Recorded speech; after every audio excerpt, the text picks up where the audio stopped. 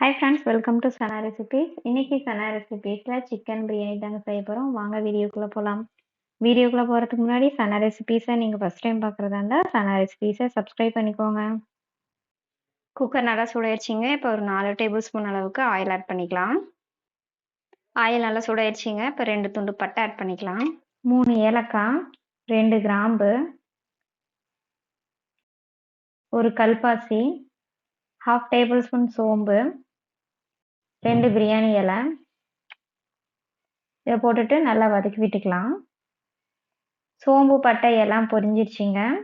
இப்போ நீள்வாக்க நறுக்கி வச்சிருக்க 2 பெரிய வெங்காயத்தை போட்டுக்கலாம். வெங்காயத்தை நல்லா வதக்கிக்கலாங்க.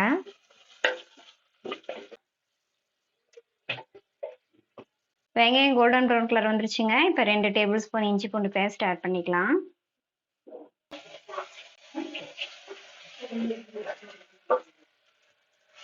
இஞ்சி பூண்டு பேஸ்டோட ரா ஃப்ளேவர் போகிற வரைக்கும் நல்லா வதக்கி விட்டுக்கலாம். ஸ்டவ்வை மீடியம் ஃப்ளேம் வச்சுட்டு இஞ்சி பூண்டு பேஸ்ட்டை நல்லா வதக்கி விட்டுக்கலாம்.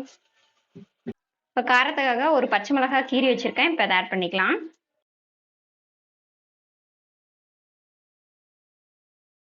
இப்போ ஒரு கைப்பிடி அளவு புதினாவை போட்டுக்கலாம். ஒரு கைப்பிடி அளவு கொத்தமல்லி தழை ஆட் பண்ணிக்கலாம். இப்போ இதை நல்லா வதக்கி விட்டுக்கலாங்க. நம்ம சேர்த்தன கொத்தமல்லி தழையும் புதினாவும் நல்லா வதங்கிருச்சுங்க. 2 மீடியம் சைஸ் தக்காளி பழத்தை நீள்வாக்கில் நறுக்கி வச்சுருக்கேன். இப்போ இதை ஆட் பண்ணிக்கலாம். இப்போ இந்த தக்காளி பழத்தை நல்லா வதக்கி விட்டுக்கலாங்க.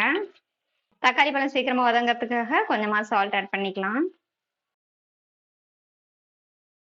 தக்காளி நல்லா வதங்கிடுச்சிங்க. இப்போ 1/2 டீஸ்பூன் மஞ்சள் தூள் ஆட் பண்ணிக்கலாம்.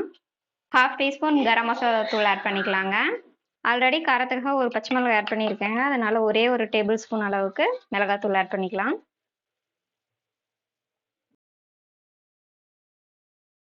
1/2 டேபிள் ஸ்பூன் மல்லித்தூள் ஆட் பண்ணிக்கலாம்.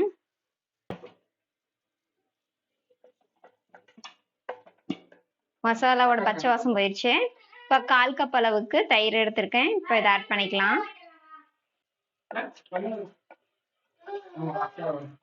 இப்போ தயிரை நல்லா மிக்ஸ் பண்ணி விட்டுக்கலாங்க. தயிர் நல்லா மிக்ஸ் ஆயிடுச்சு. இப்போ 1/2 kg சிக்கன் சேர்த்துக்கலாங்க. நம்ம சேர்த்திருக்க சிக்கனும் மசாலாவும் நல்லா மிக்ஸ் பண்ணி விட்டுக்கலாங்க. சிக்கன் வேக தேவையான தண்ணி சேர்த்துக்கலாம்.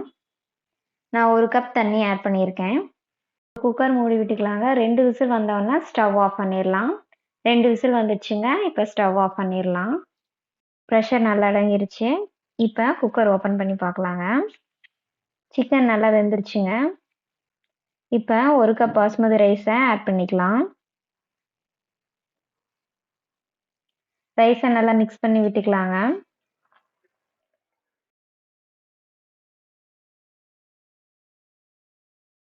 இப்போ பிரியாணிக்கு தேவையான சால்ட் ஆட் பண்ணிக்கலாங்க.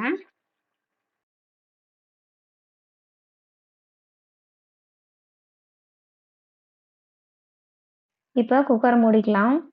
இப்போ ஒரு விசில் வந்த உடனே ஸ்டவ் ஆஃப் பண்ணிக்கலாங்க. ஒரு விசில் வந்துருச்சு. இப்போ ஸ்டவ் ஆஃப் பண்ணிடலாம். இப்போ குக்கர் ஓப்பன் பண்ணி பார்க்கலாம்.